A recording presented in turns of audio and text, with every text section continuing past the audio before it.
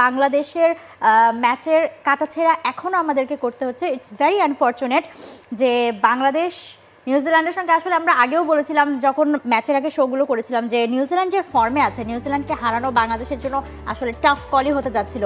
But হারানোর থেকেও বড় কথা হচ্ছে যে বাংলাদেশ যেখানে হেরেছে মূলত, যে ফাইট করতে পারেনি, তারা একটা রান প্রশ্ন বা উইকেটে তারা রান করতে পারেনি, কোনো জুটি করতে পারেনি, ভুল শর্টস খেলে উইকেটগুলো দিয়ে এসেছে। সো এই মানে হারের থেকেও বড় কথা এই সমালোচনাগুলোর দায় তারা আসলে কিভাবে নেবে। ক্রিকেটটা মানুষ এজন্যই অনেকখানি পছন্দ করে যে আপনি একটা ম্যাচের আগে কখনোই বলে দিতে পারবেন না যে এ জিতবে বা ও জিতবে, মানে লড়াইটাই আদতে দেখতে চায়। একজন ক্রিকেট ফ্যান কেন খেলাটা দেখতে বসে, মানে ওই যে নিবেদন, যদিও ক্রিকেটারদের নিবেদন নিয়ে আমি প্রশ্ন তুলছি না, কিন্তু যে আগ্রহ থাকবে যে খেলাটা দেখে আপনার মনে হবে যে কোনো একটা দল জিততে পারবে। কিন্তু বাংলাদেশের সবশেষ দুটো ম্যাচ দেখে আপনার কখনো মনে হয়েছে যে বাংলাদেশ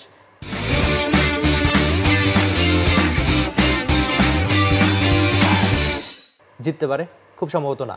ভারতের সঙ্গে তো একদম ম্যাচ শুরু হওয়ার সঙ্গে সঙ্গে শেষ, যেখানে আপনার 40-এর আগে 5টা উইকেট পড়ে যায়। বা নিউজিল্যান্ডের সঙ্গে অনেকটা একই রকম দশা না হলেও কখনো মনে হয়নি যে বাংলাদেশ ম্যাচটা জিততে পারে। তো একেবারে টানা ডট বলের পর ডট বল, 181টা ডট বল খেলেছে নিউজিল্যান্ডের সঙ্গে বাংলাদেশ। মানে 300 বলের মধ্যে আপনি যখন 181 ডট বল খেলবেন ব্যাটিং সহায়ক উইকেটে, তখন বাংলাদেশ কি করে জিতবে? আর যেটা বলছিলাম যে কখনোই আপনার মনে হয়নি যে বাংলাদেশ জিতবে, এটাই আদতে সবচেয়ে বড় আক্ষেপের অন্তত আমার মনে হয়। আর আরেকটা ব্যাপার হচ্ছে কি, এই সিনিয়র ক্রিকেটাররা কেন পারফরমেন্স করতে পারছে না, যেখানে তাদের উপরই সবচেয়ে বেশি আশা থাকে। যখন টুর্নামেন্টটা শুরু হয় তখন একটা প্রেস কনফারেন্সে নাজমুল হোসেন শান্তকে জিজ্ঞেস করা হয়েছিল যে এটাই তো তাদের সম্ভাব্য শেষ টুর্নামেন্ট, তো আপনি কি ভাবছেন?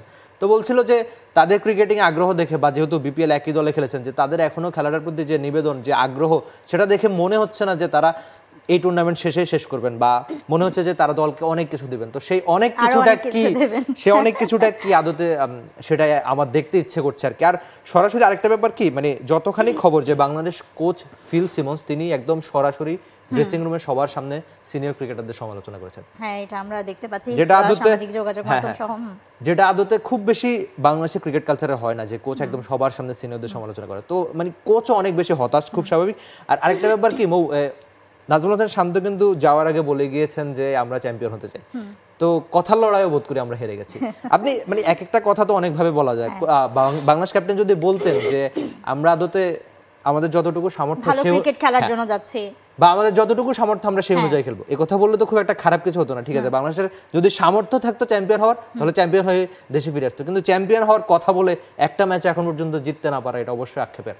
এবং ম্যাচের পর, মানে 2 ম্যাচ হারের পর টুর্নামেন্ট যখন আদতে শেষ হয়ে গেছে, তখন তারপর যখন নাজমুল শান্ত বলেছেন যে সেটা আসলে দলকে বুস্ট আপ করার জন্য ছিল সেই কথাটা, এটা তো আসলে আমরা আসলে নেগেটিভলি নিতে পারি না, যে দলকে বুস্ট আপ করার জন্য বা সেই লেভেলের আশাটা অন্তত তিনি স্বপ্ন দেখাতে তো আসলে কোনো মানে বাধ্যবাধকতা বা কোনো জোর জবরদস্তি, স্বপ্নটা অবশ্যই সামর্থ্য অনুযায়ী দেখো। এখন আমি যদি চিন্তা করি আমি রকেট কিনবো, তাহলে তো হয় না আসলে এটা। ওই যে শান্ত যেটা বলেছেন যে যেই 8টা টিম খেলছে তারা তো কোয়ালিফাইড টিম হিসেবেই খেলছে, সো তারা 8 দলই চ্যাম্পিয়ন হওয়ার দাবিদার এখানে, সেই দিক থেকে তিনি আসলে বলেছেন।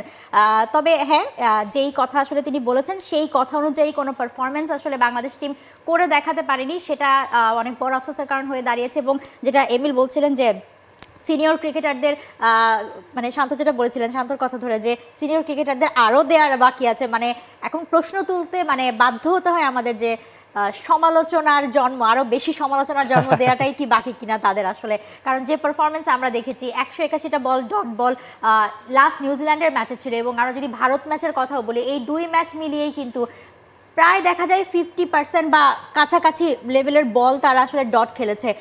For more updates, subscribe to our YouTube channel and click on the bell icon. Follow us on Facebook and Instagram. Download T-Sports app to enjoy exciting games and highlights. Visit tsports.com.